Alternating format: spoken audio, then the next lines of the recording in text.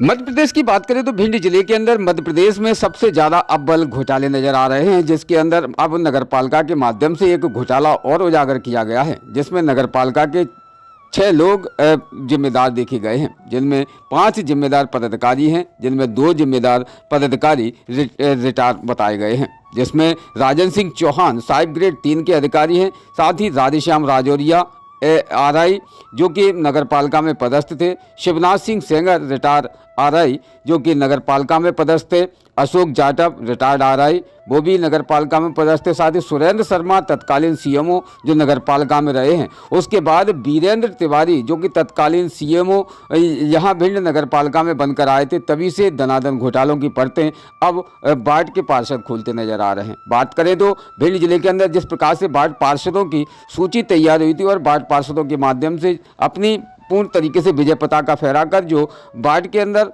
उन्होंने अपने अच्छे वोट पाने के बाद में जो विजय फहराई है, उसके बाद में ही पार्षदों ने 2023 जुलाई से ही निरंतर नगरपालिका के हो रहे घोटालों पर ध्यान आकर्षित करना प्रारंभ कर दिया। उसके बाद ही नगरपालिका ने 3 करोड़ से अधिक बल्कि 5 करोड़ तक के घोटाले पर अब प्रकाश डाला है, जिसके बाद एफआईआर दर्ज नगरपालिका के उन पार्षदों ने करीबन 4 से 5 माह तक निरंतर मशक्कत करने के बाद ये एफआईआर दर्ज हुई है। जिस एफआईआर के दर्ज होते ही इन 6 लोगों को 7 लोगों को आरोपी बनाया गया है, जिसमें 1 की मृत्यु हो गई है, बल्कि 5 अभी भी नगरपालिका में पदस्थ देखे जा रहे हैं और 1 व्यक्ति रिटायर हो चुका है। जिसके विषय पर बात करें तो यहाँ नगरपालिका में संबल योजना कर्मकार मंडल योजना के तहत उन खातों में 2 लाख रुपए की जो राशि आती है, जिसमें मृतक परिवार के लोगों को सहायता मिलती है, तो ऐसी राशि को डकारने की जिम्मेदारी उन 7 लोगों ने ले रखी थी जो नगरपालिका में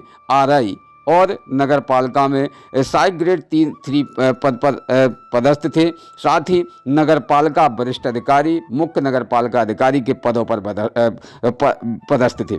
निश्चित है कि ऐसी भ्रष्टाचारी की परतें जो भिंड शहर के अंदर खुल रही हैं, तो निश्चित है कि अगर पूरे ही मध्य प्रदेश के अंदर उठाया जाए तो ये सवाल वास्तविकता में सोचने का प्रश्न होता है कि आखिर नाक के नीचे वरिष्ठ अधिकारियों के इतने बड़े घोटाले हो गए, वरिष्ठ राजनेताओं के नीचे इतने अधिकारियों ने बड़े बड़े घोटाले कर दिए, जिस पर अभी तक जांच प्रारंभ नहीं हुई, बल्कि ऐसे लोगों पर कड़ी से कड़ी कार्रवाई प्रारंभ नहीं हुई और फिर से घोटाले प्रारंभ हो चुके हैं। तो निश्चित है कि यहाँ नगरपालिका के मुख्य पार्षदों के माध्यम से ये जानकारी दी गई है। उसके बाद में क्या कहा है पार्षदों ने, इस विषय पर भी हम आपको अवगत करा रहे हैं, जिसमें एफआईआर दर्ज होने के बाद अब पुलिस भी सक्रिय हो चुकी है और इन तथ्यों पर कार्रवाई भी सुनिश्चित कर दी गई है। जो तथ्य निकलकर प्रशासनिक अधिकारियों के समक्ष रखे जाएंगे, उसके बाद में ही ऐसे लोगों पर एफआईआर भी होगी। विशेष क्या है ये पूरा मामला, जिसमें कोतवाली पहुंचे पार्षद और पार्षदों ने करा दी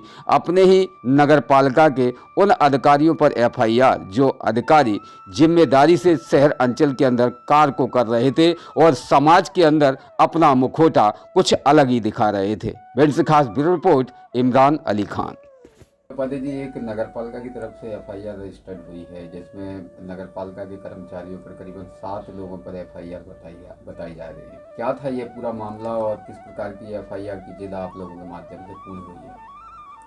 मध्य प्रदेश सरकार के द्वारा एक योजना चलाई जा रही थी, जो कि गरीब मजदूरों के लिए संबल कार्ड और कर्मकार मंडल के कार्ड बनाकर उनकी सरकार मदद कर रही थी।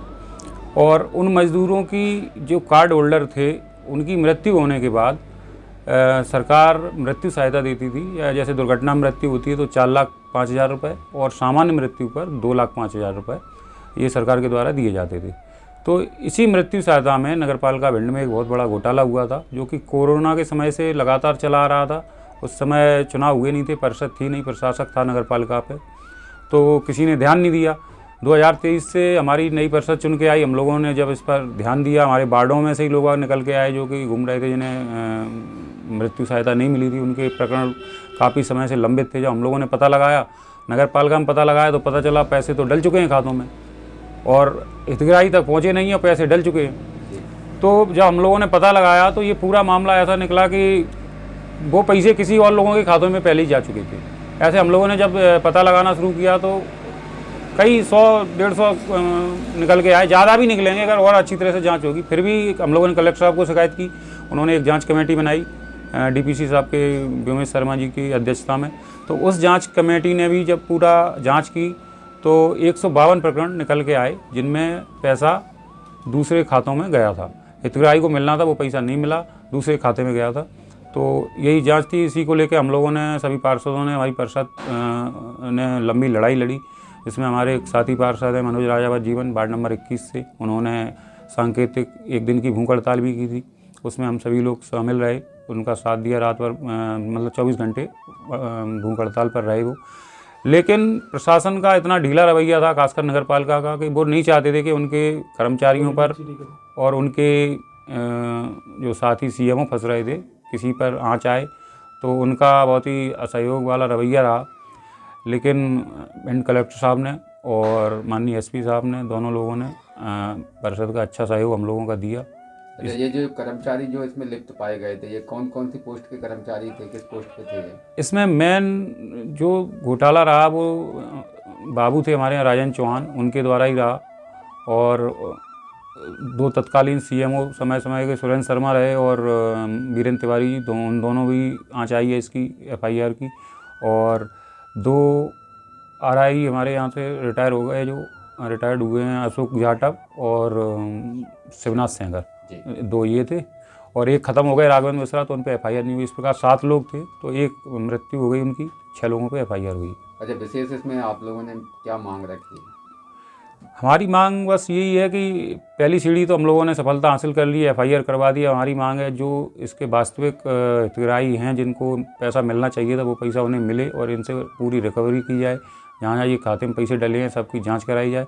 सभी नंबरों सहित, अकाउंट नंबर सहित हमने उनको मूल दस्तावेज पुलिस को उपलब्ध कराए हैं, तो बैंक से भी वो जानकारी ले सकते हैं। और हमारी केवल सबसे बड़ी मांग यही है कि वो पैसा वापस आए। शासन का पैसा था, जिसका जो वास्तविक हकदार है उसको पैसा वो मिले।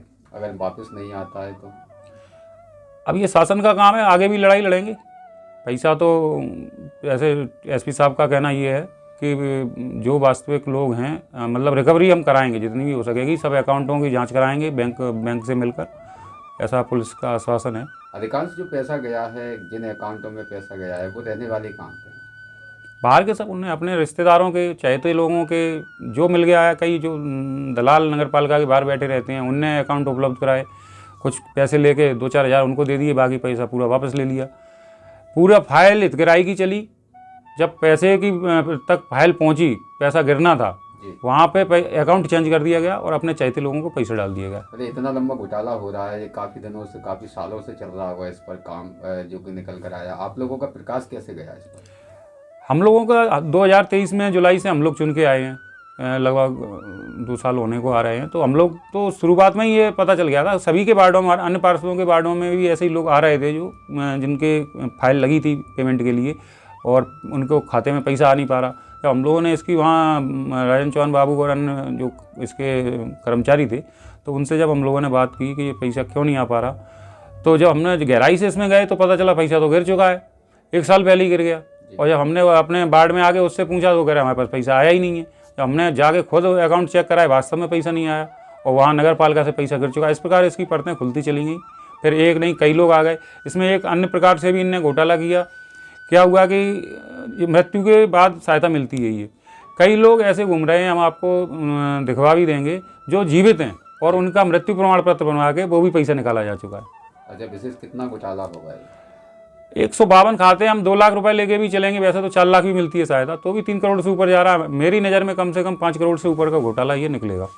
5 करोड़ का ऊपर। इसके रिकवरी करने के लिए क्या नगर पालिका के पार्षद दोबारा से फिर कुछ? नहीं, बिल्कुल हम लोग इसका बिल्कुल अंजाम तक पहुंचाएंगे इस जांच को, अगर ये लड़ाई है जो, और काफ़ी मेहनत के बाद ये एफआईआर आसान काम नहीं था। आप लोग मीडिया का भी बहुत सहयोग रहा इसमें और लंबी लड़ाई लड़नी पड़ी। उसके बाद ये एफआईआर कल हम लोग करा पाए। एफआईआर में भी आपको पता है इतनी दिक्कतें आई हैं कि हम लोग 3 दिन से लगातार, भूख हड़ताल तो 1 दिन की थी, लेकिन हम लोग पिछले 3 दिन से लगातार भूख हड़ताल पे ही मान लो, मतलब सुबह से खाना ही नहीं हो पा रहा था। कलेक्टर साहब ने भी अच्छा सहयोग किया है इसमें। उन्होंने पूरी हम लोगों को जो कागज़ थे सारे उपलब्ध कराए। जांच समिति के द्वारा जो भी था, मूल दस्तावेज पुलिस मांग रही थी और मूल दस्तावेज कोई देने को तैयार नहीं हो रहा था। तो कलेक्टर साहब ने इसमें पूरा सहयोग किया। मूल दस्तावेज हम लोगों को सब उपलब्ध कराए जो जो पुलिस मांग रही थी। इसके बाद पुलिस कप्तान के पास भी हम लोग पहुँचे। उन्होंने भी टीआई साहब को वहीं पे बुला के पूरा हम लोगों को सहयोग किया और एफआईआर कल दर्ज हो पाई शाम को 7 बजे तक।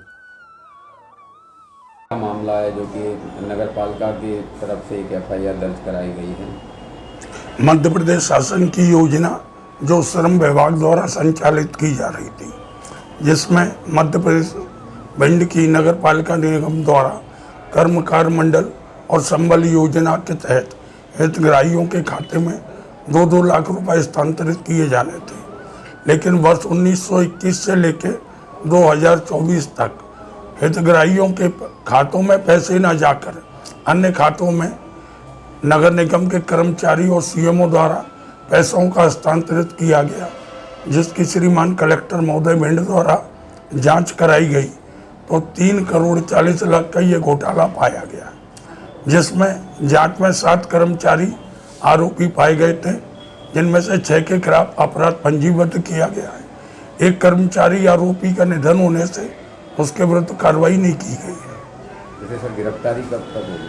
अब इसमें दस्तावेज अभी जांच रिपोर्ट प्राप्त हुई है, अन्य दस्तावेज प्राप्त करके शीघ्र गिरफ्तारी की कार्रवाई की जाएगी। कैसे जिनके खाते में जो पैसा गया है उनको भी इसमें आरोपी माना जा रहा है? हाँ, इसमें आरोपी माना जाएगा। उनसे पूछताछ की जाएगी कि उन्हें इस बात की जानकारी थी कि नहीं थी। इस संबंध में बैंकों को पत्र लिखकर जानकारी एकत्र की जाएगी। ऐसा खुद सीएमओ भी इसमें कहीं ना कहीं संलिप्त है, क्या उनकी भी गिरफ्तारी होगी? बिल्कुल, जितने भी कर्मचारियों के विरुद्ध एफआईआर की गई है सभी के विरुद्ध भ्रष्टाचार अधिनियम के तहत मुकदमा पंजीबद्ध किया गया है, गिरफ्तारी सुनिश्चित की जाए। सब कितने लोगों के खाते में पैसा गया है? ये टोटल 56 लोग अभी मिले हैं और जितने भी होंगे विवेचना के दौरान नाम बढ़ेंगे तो उन्हें बढ़ाया जाएगा। क्या सर ये मृत राशि थी, मृतकों की राशि थी जिससे कि खाते में पहुंचाई गई थी? नहीं, इसमें अलग अलग योजनाएं हैं, उनका अध्ययन करके उनके नियमावली देख के कार्रवाई की जाएगी। उसका मकान के संबंधित था, कोई मृत संबंधित था, वो चीज़ देखी जाएगी विवेचना के दौरान। रोज़ ताज़ा खबरें देखने के लिए हमारा चैनल DBC 24 न्यूज़ को सब्सक्राइब करें, साथ ही बेल आइकन भी दबाएं।